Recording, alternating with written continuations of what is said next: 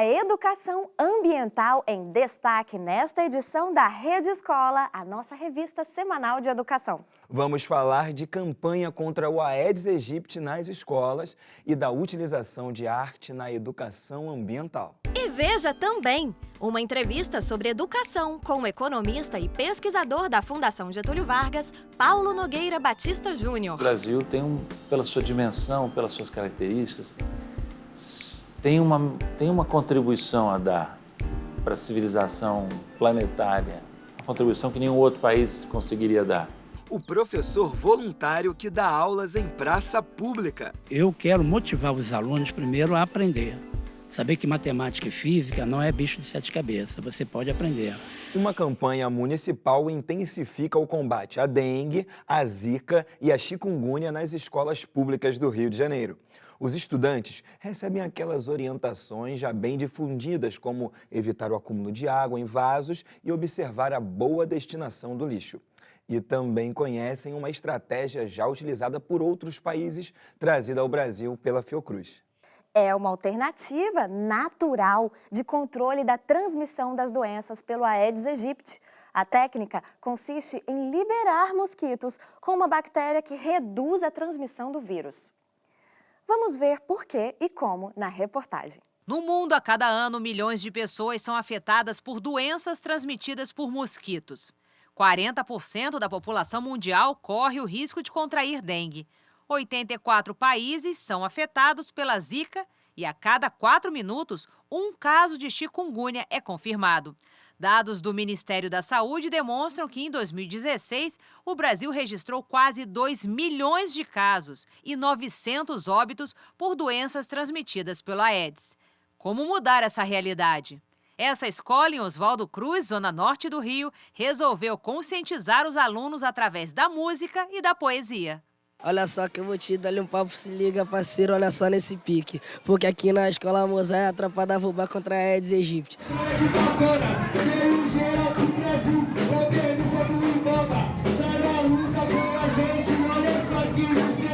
Existem alguns casos, sim, de alguns alunos que já apresentaram a doença, mas assim, a nossa função é essa, é mobilizar a comunidade, não deixar a água parada, porque aqui na Mozart, mosquito não se cria. E é cantando e dançando que eles aprendem que a Wolbachia é um micro-organismo que vive naturalmente nas células de alguns insetos. Quando inserido na Aedes aegypti, o mosquito vira volbito, reduzindo a capacidade de transmitir dengue, zika e chikungunya. O projeto ele envolve uma bactéria chamada Wolbachia, que foi descoberto que quando ela está presente no Aedes aegypti, que é a transmissor dessas arboviroses, o mosquito bloqueia esses vírus. Então é um trabalho de pesquisa que saiu do laboratório e foi para aplicação prática, e a gente colocar isso como um projeto científico, né, a ciência sendo levada à escola, podendo ser trabalhada, isso realmente é muito gratificante para a gente, poder ter as crianças multiplicando a notícia em casa e dando o apoio que a gente precisa para poder chegar ao campo com esses mosquitos para proteger a população. Durante algumas semanas, a Fiocruz promove o projeto Eliminar a Dengue, que faz parte de um programa mundial e consiste em liberar esses mosquitos em uma área da cidade.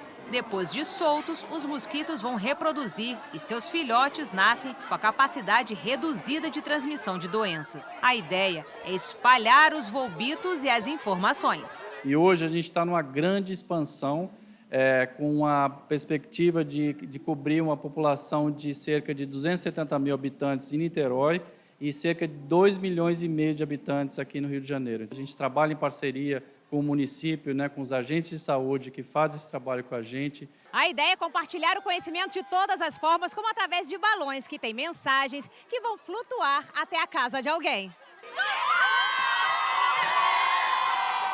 O objetivo é que esse método seja complementar à campanha de prevenção ao mosquito e que os alunos conscientes se tornem compartilhadores de informações. Eu aprendi e soube que tem como combater esse mosquito. Esse mosquito não é não é uma coisa ruim.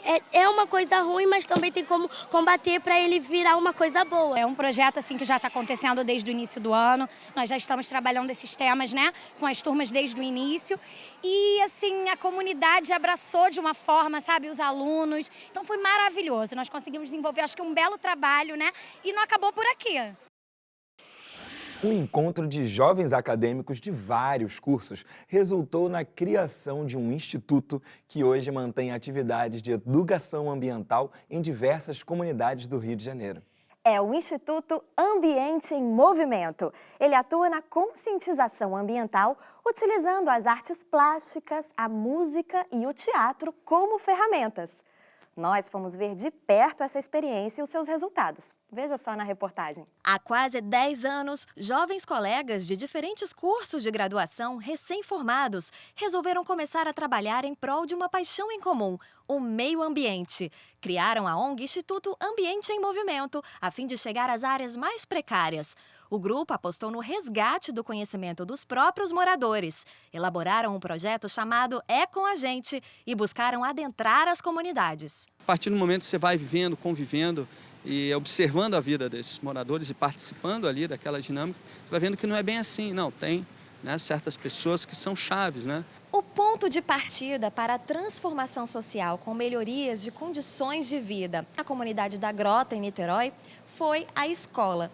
O projeto É com a Gente chegou em 2013 e começou com uma turma de 30 pessoas, dentre elas a dona Alzira da Silva. Antigamente não tinha um verde, não tinha nada. A goiabeira ali que a gente faz suco para as crianças, tem até polpa de suco lá guardada. Tem abacateiro, tem tudo lá atrás. Pé de aipim, a composteira que está ali. As crianças vêm elas mesmas que mexem. As hortas que eles fizeram aqui no colégio começaram a fazer na casa dos familiares. Aqui, na comunidade, praticamente as pessoas não tinham nenhuma planta na janela. Agora você já vê as plantas florindo, eles já vêm pedir as mudas de planta, as mudinhas. Você passa num canto, aí eu encontro com ele na rua, ei, como é que tá? Como é que tá a plantinha lá? Tá bem. Ah, não, deu um problema. Não, passa lá no colégio, pega lá que lá tem. A escola, ela é muito importante porque ela foi o primeiro contato. E a gente encontrou uma diretora muito receptiva. Então, eles encamparam e acabaram fazendo a ponte da gente com a população local.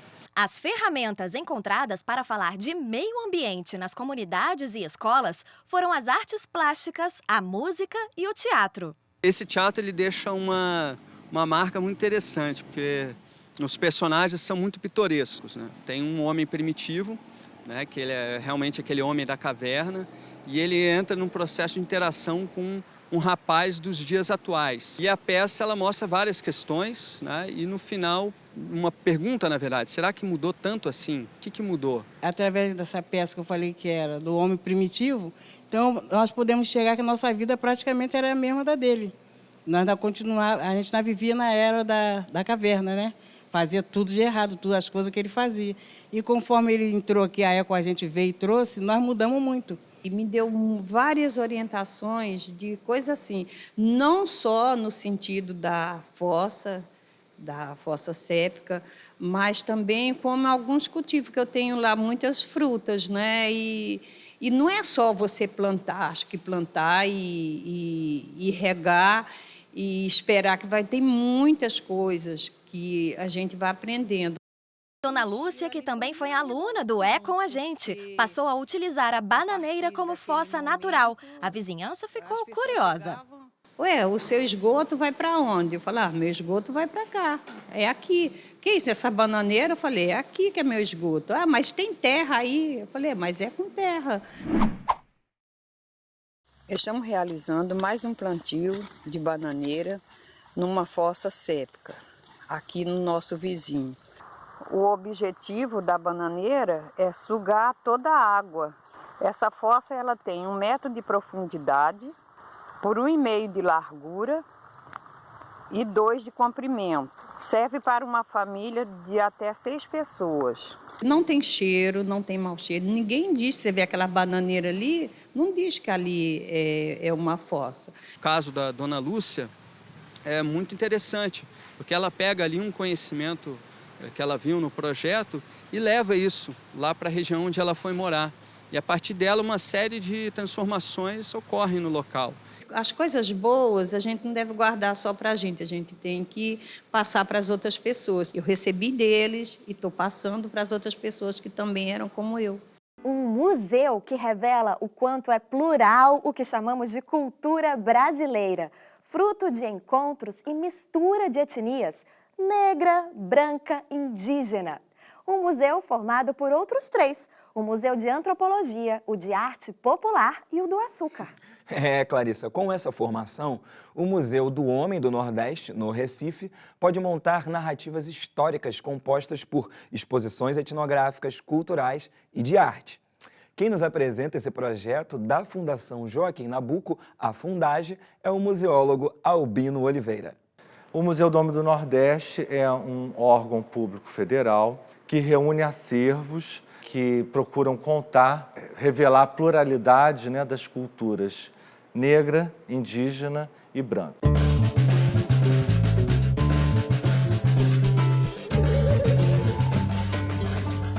O Museu do Homem do Nordeste ele foi criado em 1979 e ele reúne acervos de outras 3 instituições.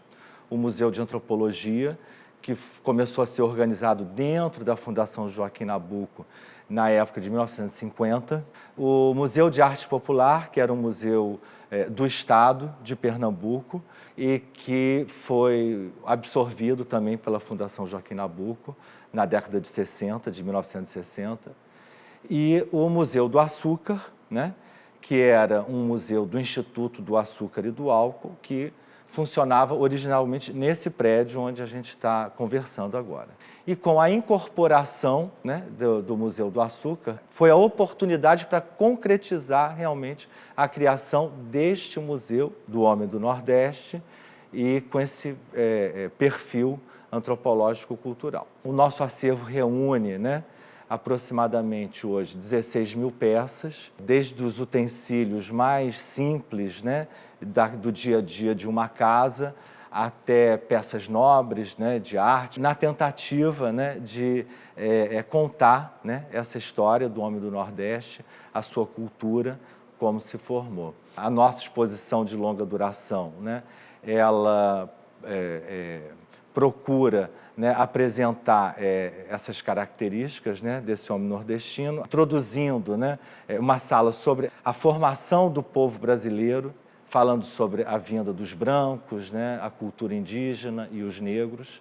Depois a gente trata da questão da produção do açúcar, né, muito importante para a região. E aí a gente tem os artefatos, né, utilizados na manufatura do açúcar. Trata um pouco da questão da escravidão, né, do trabalho escravo, da importância, né, do trabalho negro, fala da questão dos engenhos, né, da riqueza, né, que a gente encontrava dentro desses engenhos, e também falamos da questão religiosa, de matriz africana, a católica, e chegando à interiorização, falando um pouco dessa cultura sertaneja, do vaqueiro. A gente tem peças, né, principalmente de cerâmica, né, dos grandes mestres pernambucanos. As aquisições continuaram aí ampliando, né, para outros exemplares, né, de mestres de outros estados, né. Então, hoje é uma coleção muito importante, a nossa coleção de arte popular,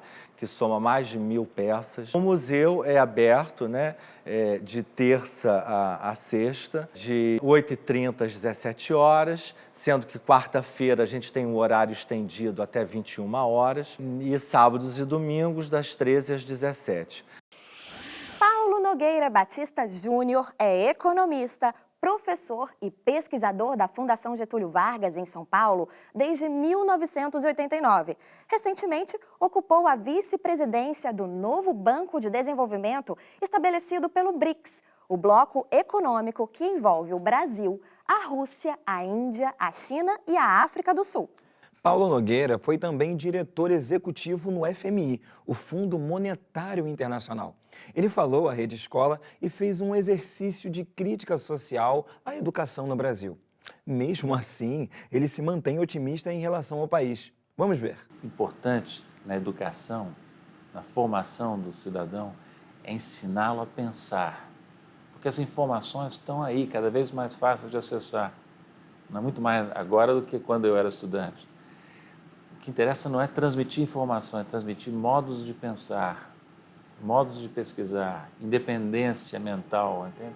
E isso é muito importante para isso o estudo da filosofia.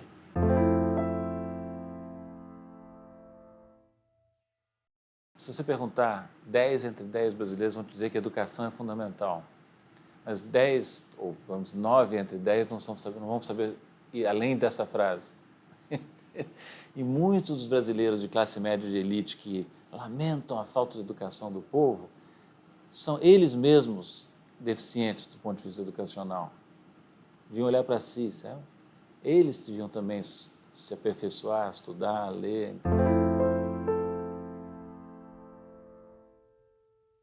Uma coisa que me impressionou nos últimos 20 anos assim, é como os pesquisadores brasileiros, aqueles que têm que escrever teses, doutorados, mestrado, artigos, como é difícil para muitos deles articular um raciocínio. É notável isso, sabe? Então tem alguma coisa muito falha no nosso sistema de educação e eu suspeito que isso não seja propriamente do sistema educacional, mas do ambiente que está em torno do sistema educacional.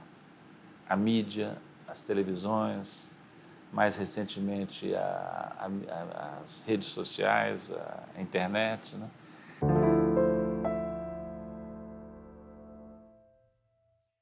E a nossa educação não favorece a formação de um sentimento nacional, de uma cultura nacional.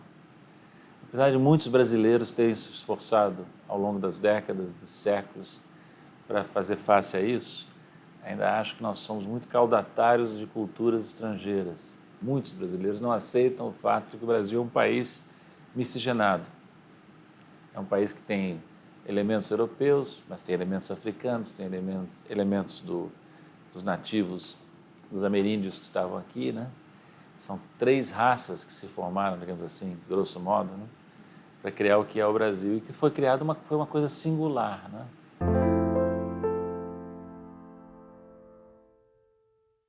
Mas eu acho que o Brasil pela sua dimensão, pelas suas características, tem uma contribuição a dar para a civilização planetária, uma contribuição que nenhum outro país conseguiria dar. O Brasil é que a gente que faz.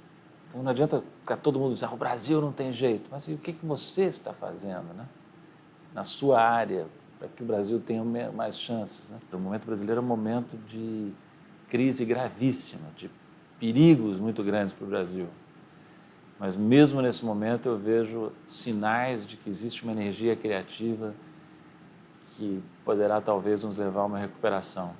Como passei a vida inteira em função do Brasil, a minha vida profissional inteira em função do Projeto Brasil, eu tenho tanto investido nisso que talvez eu não tenha coragem de abandonar essa expectativa de que o Brasil é um grande país, né? A solidariedade de um professor que vai à praça oferecer aulas de graça aos estudantes que têm dúvidas em matemática e física.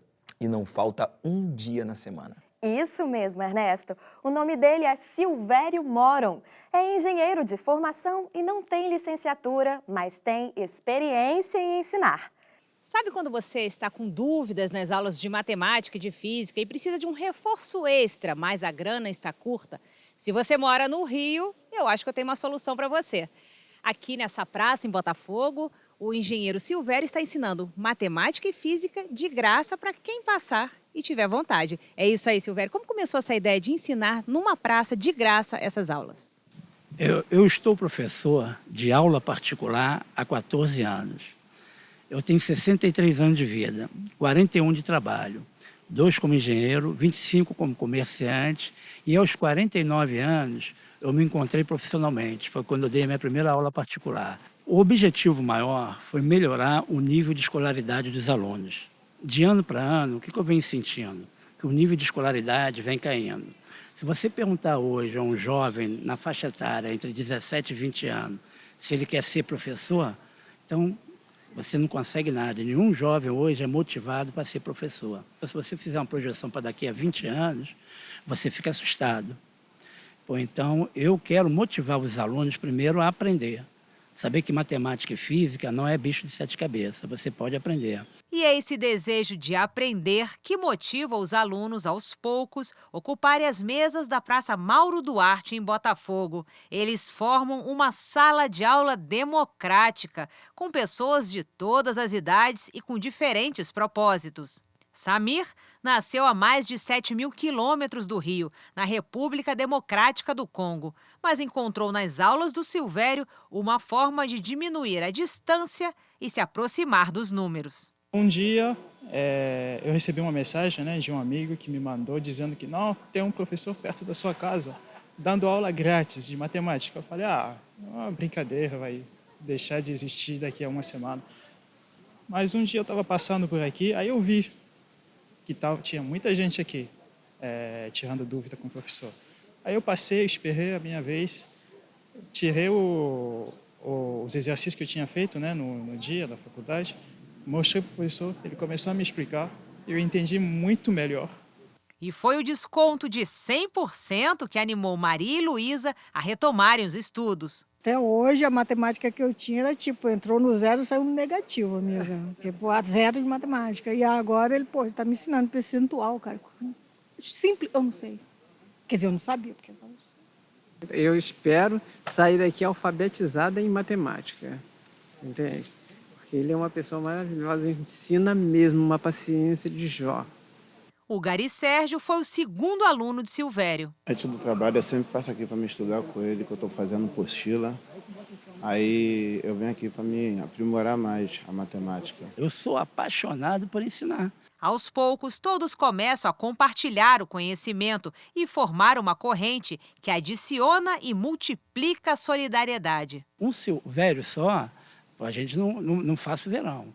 Mas se aparecer 1 milhão, 5 milhões de pessoas querendo ensinar, e qualquer coisa, não precisa ser uma matéria que tem que ter diploma, qualquer coisa.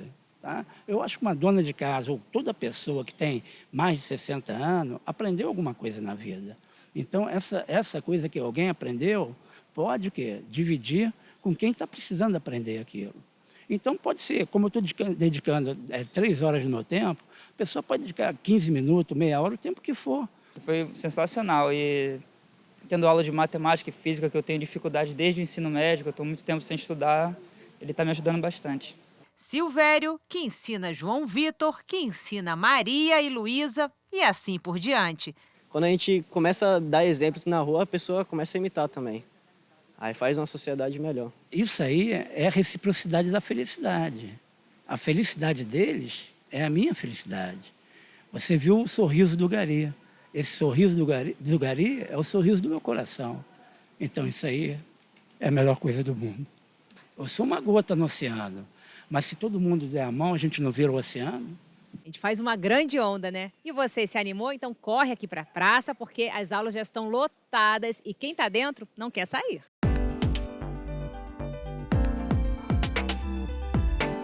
Eu acho que todo professor tem uma influência e é importante na nossa vida.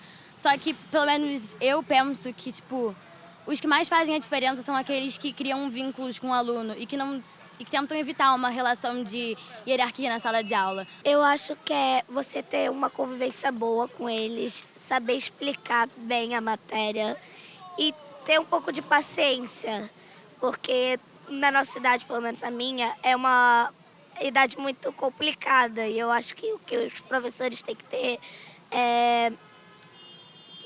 é tolerância a certas coisas. O professor que mais me influenciou na escola, no CAP, foi o Léo Akio Yokohama.